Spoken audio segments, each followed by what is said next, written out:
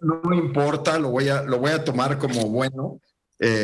Y la realidad es que me gustaría que pudiéramos seguir con las buenas noticias, pero este país últimamente ha estado medio inundado de malas noticias y no sabría decirles si esto es una buena o mala noticia, pero lo que sí es un hecho es que este sexenio, lo que parece ser un hecho es que este sexenio veremos o no veremos reformas educativas, ¿no? Lo cual me parece que es una desgracia para los estudiantes de nuestro país, ya sea que estés a favor o no de la reforma, pero yo soy un firme proponente de que la educación siempre tiene que ir para adelante. Y lo que sí es que la SEP hoy anunció que se suspende el programa piloto al nuevo plan de estudios a nivel básico. Recordarán, la idea de este plan de estudios es que se iba a implementar en las partes más bajas de la educación, en los grados menores, y la idea es que se implementaría el programa piloto en 960 escuelas públicas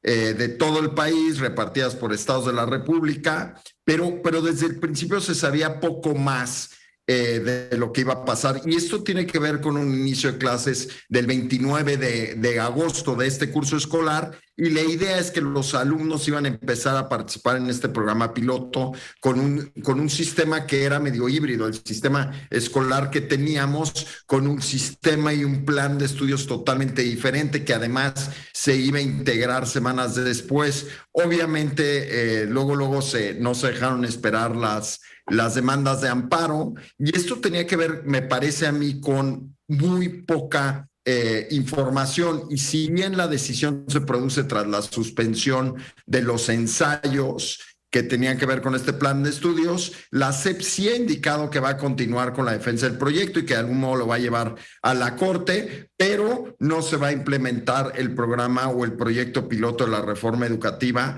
hasta que pues estemos básicamente al final del sexenio, Guillermo. Lo que tú dices es muy interesante. Mira, vamos a ver si son buenas o malas. Primeramente hay que poner en la mesa que esto se ha detenido por una serie de amparos que han presentado unas organizaciones de padres de familia, etcétera. Pero si empezamos a rascarle un poco más, pues a lo mejor puede ser una buena noticia. Y te voy a dar dos elementos con los cuales podríamos pensar que es así. Número uno es que hay algunos secretarios de educación estatales que han mencionado y han declarado a medios que no tenían toda la información, que no estaban correctamente preparados, etcétera. Entonces, es muy difícil que se lleve a cabo una implementación cuando no todos los estados tienen el mismo nivel de preparación. Algunos parece que ni siquiera la tienen. Y número dos, hay un tema de poca claridad en el plan. Hay que recordar que incluso la nueva secretaria de Educación Pública, en una entrevista, no pudo contestar exactamente una serie de preguntas técnicas sobre el plan de estudios y todo esto. Entonces, si se va a hacer el cambio, pues valdría la pena que todos los elementos estuvieran ordenados, acomodados, etcétera, para que se pueda hacer el despliegue de un nuevo plan de estudios. ¿Estás de acuerdo? Sí, ahora, mira, lo que hay que entender es que este programa de estudios que tenía algo así como 200 páginas, o sea, todo el plan de estudios, no sé si recordarán, pero tenía este nombre pues tan común en este gobierno, la nueva escuela mexicana, ¿no?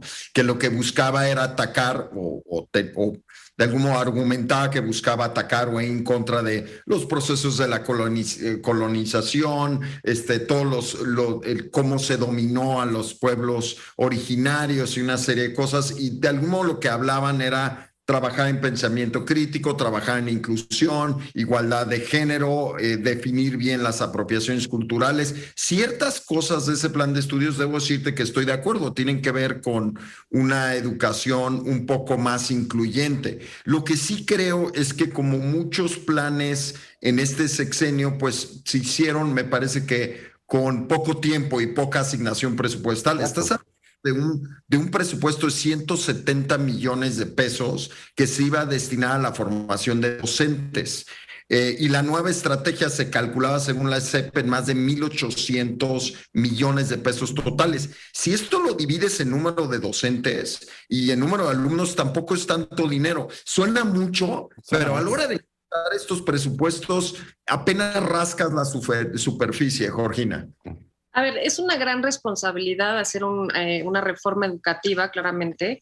Me parece que, a mí me parece buena noticia en este sentido.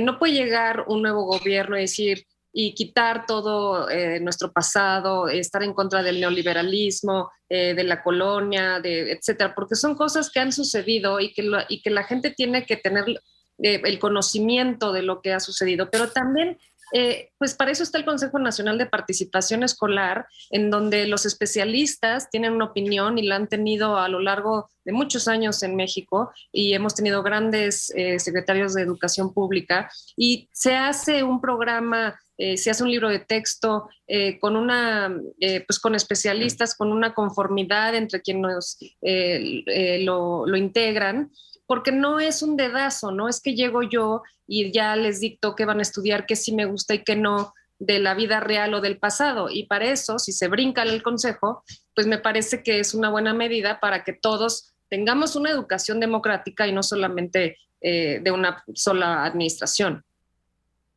En eso estoy de acuerdo, y un poco para reforzar que tienen que ser planes transeccionales, porque el concepto de educación, hablando de marketing, la educación, las generaciones tienen rangos de 25 años, ¿no? Claro. Entonces, la educación tendría que tener un horizonte, me parece a mí, por lo menos de los 25 años. Y si tomas el dato, los 170 millones de pesos en formación de docentes, claro, esto habla a los docentes de nada más los primeros 3 grados escolares, pero si lo dividieras entre el total de docentes en México, que son alrededor de 2 millones, te da a 85 pesos el docente. O sea, nada. No ras. Sí, quieres resolver las cosas a corto plazo con poco dinero. Con muy poco. Sí, claro, un maestro mío en la universidad decía, ¿cómo se le llama un proyecto sin presupuesto? Y todo el mundo trata de inventar nombres y la respuesta es fácil, fracaso, ¿no? Hay que poner recursos detrás de los proyectos. Rodrigo. Yo creo que todos los gobiernos quieren dejar su propio sello, quieren poner una visión diferente, quieren ser transeccionales precisamente. Aquí el problema, y creo que se puede, y tienen todo su derecho en intentarlo o en hacerlo.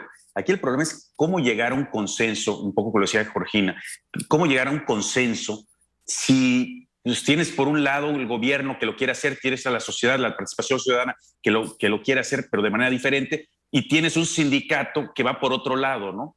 Entonces, cada uno tratando de jalar agua a su molino, llamémosle, pero ninguno hacia adelante por la educación en México, sino cada quien con su visión muy personal.